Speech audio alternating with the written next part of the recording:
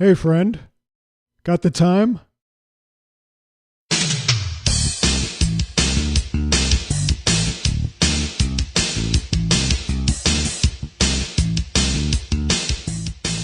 Hello, my friends. This is Mace Harf, and I want to welcome you to the Medical Sales Guru Podcast, the podcast for medical sales professionals like you.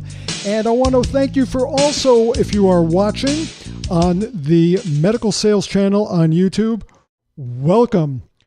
Do you have the time? Medical sales consumes a lot of your time. If you're like most medical reps I know, it probably consumes 10 or more hours of your day.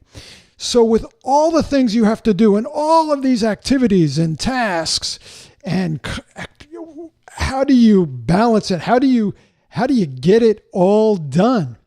It's a challenge, isn't it? Time management and territory management are usually an afterthought for most medical sales representatives. Why is that? Well, it's because it's a skill that very few of us are ever taught. Now, let's be honest here. Can you really manage time? No. Time is a constant. Time flows, whether we like it or not. Einstein talked about that, the theory of relativity, and all that good stuff. I don't even know if it applies, but I know time is a constant. Although I will tell you that as you get older, it definitely seems to go faster. And you probably know what I'm talking about, except when you're in the territory and you're having a bad day. That's when time really drags and goes slowly. But time management, you can't manage time. What you can do is you can prioritize the activities that you do in the day. And that's pretty important to do, isn't it? Also, territory management. Well, you can manage your territory. That's not fixed. You can decide where you go, how often you go, who you see. You do have control over that. Maybe not total control. I understand that you get calls from customers and you have to change your schedule all of a sudden and you have to be where they need you to be when they need you to be there. But you can manage your territory. See, here's the reality. For most reps, they don't manage their territory. Their territories manage them. In other words, they are reactive instead of proactive. You have to be both. One thing we know for sure, that in healthcare sales, you are going to get crisis calls. You will have customers who need a product or service immediately. You will have customers who are having a problem with a product or service and they need your help. You will have customers who are unhappy and they want you to fix it now. So you have to respond. It's important to be responsive. But this is being reactive and it's fine. It's part of your job. But the selling part, that requires you to be proactive. Now, in last week's podcast that you may have listened to, you may have heard me talk about how customer service is usually pretty easy because customer service feels good. It's necessary. But customer service often allows sales to be delayed or deferred or just completely ignored. Because as a sales rep, if you're out there doing customer service activities, then as far as you're concerned, you're working, you're doing your job, and that's all that anyone needs to know. But you also need to sell stuff because selling stuff is how you get paid. You need both. Customer service without additional sales is like working for free. It's not what you get paid to do. So let's talk about time management. Again, we already said you can't manage time, but you can prioritize it. So if you're in sales, what's your number one priority? Well, I'm going to submit to you that it might be making a sale, a new sale, growing your business, getting new customers into the fold, getting existing customers to buy more. I mean, isn't that cool? Isn't that the type of thing that when it happens, you go, yes, what an awesome day. I made a new sale. I brought a new customer on board. This is cool. I can't wait to tell my manager. I got to tell somebody. You get excited about it. So if this is so important to you, Why aren't you making time to do it more often? Yes, making time. And this has to do with prioritization. So if your number one job is to make a sale, then what you want to do is you want to choose activities that lead most directly to the sale. Getting paid. You want to get paid. Think about any activity you're doing. Think about it. Well, you know what I'm going to do is I'm going to organize my pens. You might think that sounds ridiculous, but sales reps come up with all kinds of excuses not to make sales calls. Organizing their car file, going home and cleaning their hard drive on their computer, their laptop, whatever, all kinds of things. So what you want to do is prioritize based on how fast you can get a PO, because baby, that's what it's all about in this business. That's what you want to do. So priorities. First thing, making the sale. Okay? And then customer service calls. Given the choice between a customer service call or a sales call, the sales call should win unless the customer service call is more urgent. It's an emergency. I'll say that again.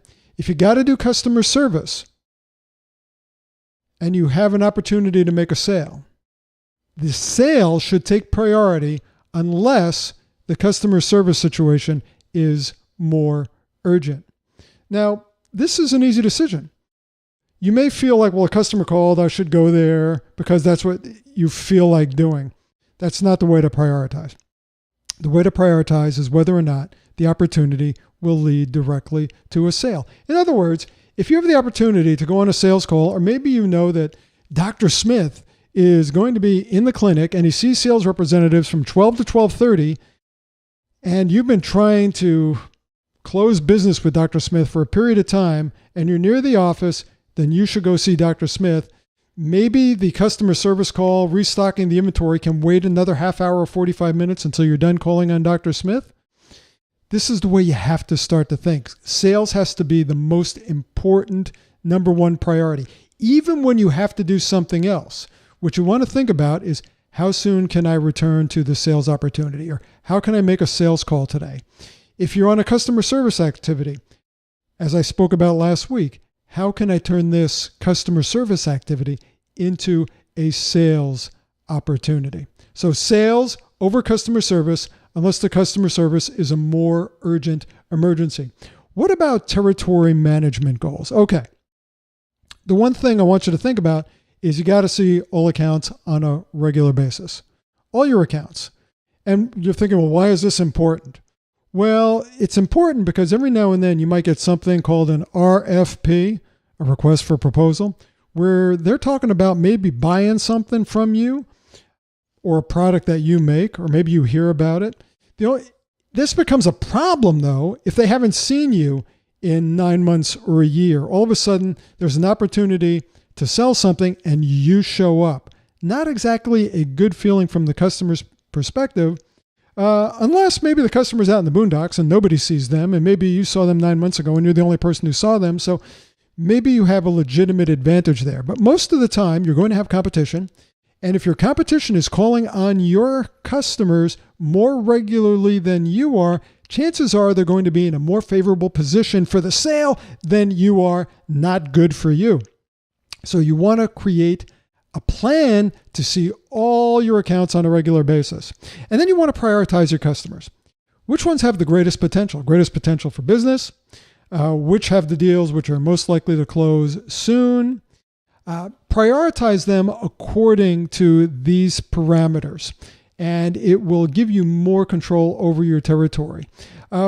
Creating time just to make one additional sales call per day can absolutely explode your business.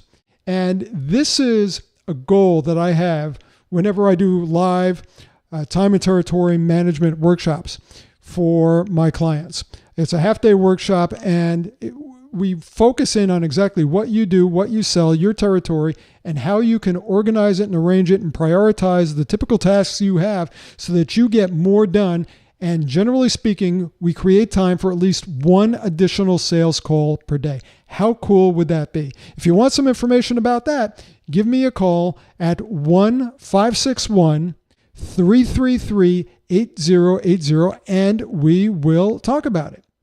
Another opportunity I have for you is I've been offering people the opportunity to get some very specific advice for free on what they should do based on their particular situation in medical sales. I want to make you the same opportunity. If you'll tell me your specific situation, I'll tell you the one thing you should do next based on where you are right now. If you'd like to take advantage of that, please go to medicalsalestraining.com, medicalsalestraining.com/situation, medicalsalestraining.com/situation. Describe your situation and I'll tell you what you should do next, and it will make a big difference for you in your medical sales moving forward. So that's all I got today. Think about time and territory management, prioritize, focus on creating the time for the sales first, and it will make a huge difference in your medical sales results. And all results are important for one reason, because they impact the most important beneficiary of what you do isn't you. And usually it's not your customers. It's the patient. That's why you do what you do. Start thinking that way. It will alter the way you present to your customers. If your concern becomes palpable, then you are no longer on a sales call, you're on a mission. And that perception of you makes a huge difference. Place the customer number one. Thanks for being here. I will talk to you again soon. For the Medical Sales Guru and the Medical Sales Channel on YouTube, I'm Mace Hara. Bye for now.